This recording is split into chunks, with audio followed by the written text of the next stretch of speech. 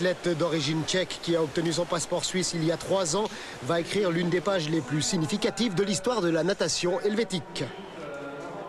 Départ de la série éliminatoire du 100 mètres libre, le Vevezan est censé nager en dedans de ses possibilités de façon à exploser en finale. Seulement voilà, Kuhlmann ressent une forte pression sur ses larges épaules et décide de se débarrasser le plus vite possible du fardeau que représente une qualification pour les Jeux Olympiques de Sydney.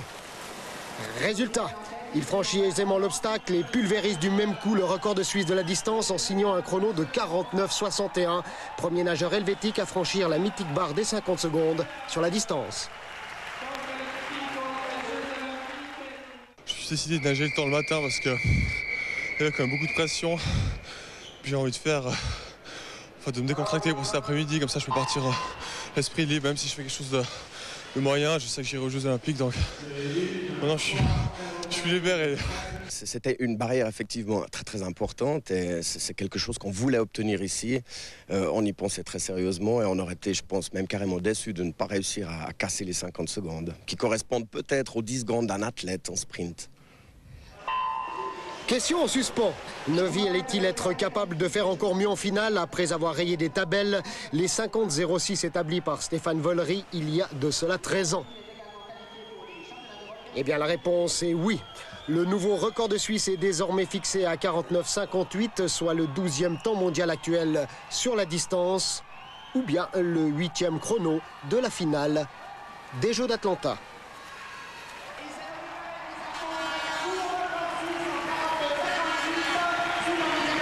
Mais à Vevey, eh bien à Vevey, Karel n'est pas seul. Yves Platel, spécialiste du 400 mètres 4 nages, nourrit lui aussi de grandes ambitions.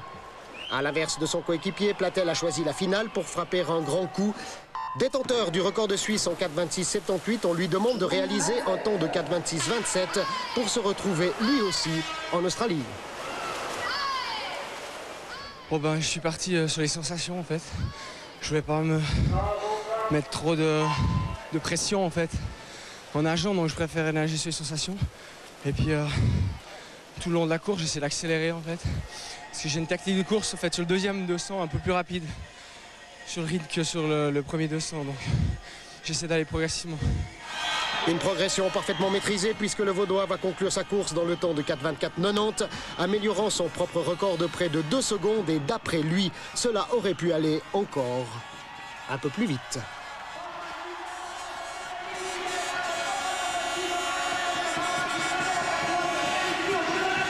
J'avais fait 26,7 il y a 2 semaines.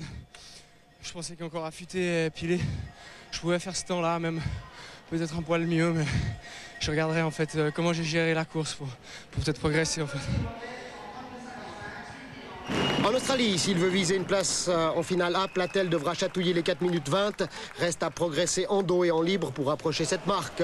Quant à l'autre héros du jour, il a déjà tiré les stores. On le comprend. Mais il va se réveiller d'ici demain puisqu'il sera notre invité sur ce plateau à 18h30. Il s'agit donc de Karel Novy, vous l'avez reconnu, la nouvelle étoile de la natation